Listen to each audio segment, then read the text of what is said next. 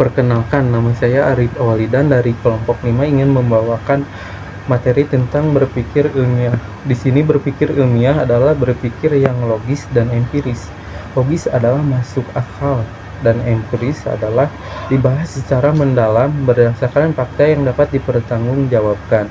Selain itu menggunakan akal budi untuk mempertimbangkan, memutuskan dan mengembangkan. Berpikir merupakan sebuah proses yang membuahkan pengetahuan. Proses ini merupakan serangkaian gerak pemikiran dalam mengikuti jalan pemikiran tertentu yang akhirnya sampai pada sebuah kesimpulan yang berupa pengetahuan. Berpikir ilmiah adalah kegiatan akal yang menggabungkan indukasi dan dedukasi. Indukasi adalah cara berpikir yang di dalamnya kesimpulan yang bersifat umum ditarik dari pernyataan atau kasus-kasus yang bersifat khusus.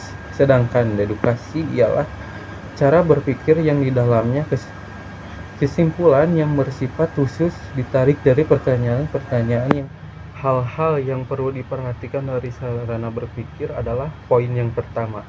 Sarana berpikir ilmiah bukanlah ilmu melainkan kumpulan pengetahuan yang dihadapkan berdasarkan metode ilmu.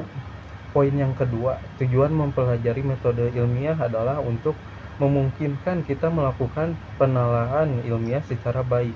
Berpikir merupakan ciri utama bagi manusia. Berpikir disebut juga sebagai proses kerjanya akal. Secara garis besar, berpikir dapat dibedakan antara berpikir alamiah dan berpikir ilmiah. Berpikir alamiah adalah pola penalaran yang berdasarkan kehidupan sehari-hari dari pengaruh alam sekelilingnya. Sedangkan berpikir ilmiah adalah pola penalaran berdasarkan sarana tertentu secara teratur dan cermat. Harus disadari bahwa tiap orang mempunyai kebutuhan untuk berpikir serta menggunakan akalnya semaksimal mungkin. Assalamualaikum warahmatullahi wabarakatuh. Perkenalkan, nama saya Siva Silviani, saya dari kelompok 5. Di sini saya akan menjelaskan subpokok bahasan tentang peran bahasa dalam berpikir ilmiah. Dalam artian ini, bahasa merupakan alat komunikasi verbal yang dipakai dalam seluruh proses berpikir ilmiah. Adapun definisi bahasa menurut Jujun Suparjan Surya Sumantri menyebutnya ini bahasa sebagai serangkaian bunyi dan lambang yang membentuk makna. Sedangkan dalam Kamus Besar Bahasa Indonesia diterangkan bahwa bahasa ialah sistem lambang bunyi yang arbitrer yang dipergunakan oleh para anggota suatu masyarakat untuk bekerja sama. Selain itu, untuk berinteraksi dan mengidentifikasikan diri. Jadi bahasa menekankan pada bunyi, lambang, sistematika, dan komunikasi. Selanjutnya, adapun kelemahan dari bahasa. Kelemahan bahasa dalam menghambat komunikasi ilmiah, yaitu bahasa mempunyai multifungsi atau ekspresif, konatif, representasional, informatif, deskriptif, simbolik, emotif, dan afektif, yang dalam praktiknya sukar untuk dipisah-pisahkan. Akibatnya, ilmuwan sukar untuk membuang faktor emotif dan afektifnya ketika mengomunikasikan pengetahuan informatifnya. Keunikan manusia bukanlah terletak pada kemampuannya berpikir, melainkan terletak pada kemampuannya berbahasa. Sekian penjelasan subpokok bahasan dari saya. Mohon maaf bila ada kekurangan. Wassalamualaikum warahmatullahi wabarakatuh. Assalamualaikum warahmatullahi wabarakatuh. Perkenalkan, nama saya Cahya Sagita dari kelompok 5. Di sini saya akan menerangkan mengenai peran matematika dalam berpikir ilmiah. Untuk melakukan suatu kegiatan ilmiah diperlukan sarana berpikir. Salah satunya adalah matematika. Sarana tersebut memungkinkan kita untuk melakukan penelaahan ilmiah secara lebih teratur dan juga cermat. Matematika merupakan salah satu puncak kegemilangan intelektual. Di samping pengertian mengenai matematika itu sendiri, matematika juga memberikan bahasa, proses, dan teori yang memberikan ilmu suatu bentuk kekuasaan. peran matematika menjadi sangat penting dalam perkembangan macam-macam ilmu pengetahuan. Peranan matematika sebagai sarana berpikir ilmiah dapat dilakukan dengan menggunakan alat yang mempunyai kemampuan sebagai berikut. 1. Melakukan algoritma. 2. Melakukan manipulasi secara matematika. 3. Mengorganisasikan data. 4. Memanfaatkan simbol, tabel, dan grafik.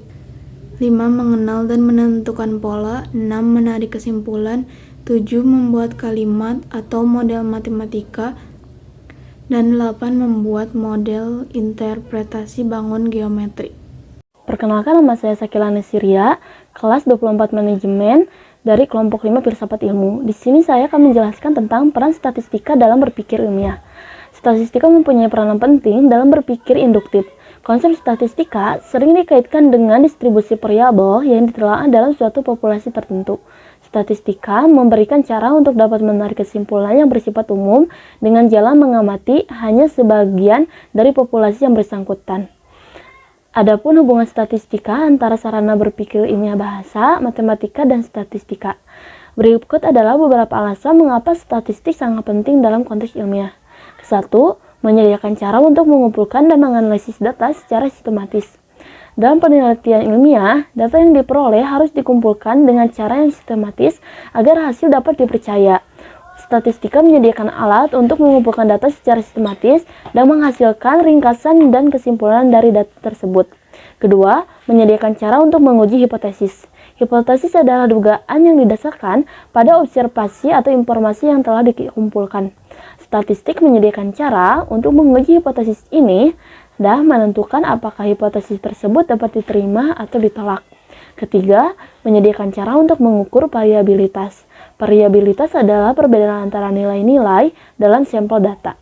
Statistik dapat memberikan cara untuk mengukur variabilitas ini yang dapat membantu ilmuwan memahami data yang mereka peroleh dan mengambil kesimpulan yang lebih akurat.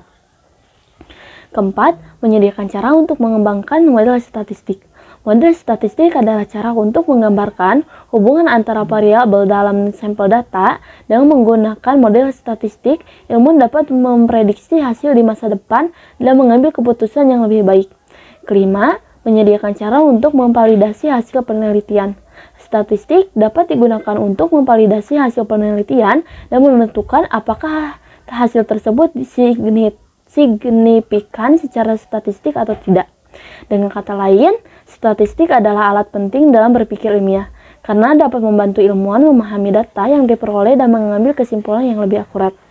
Begitulah penjelasan peran statistik dalam berpikir ilmiah.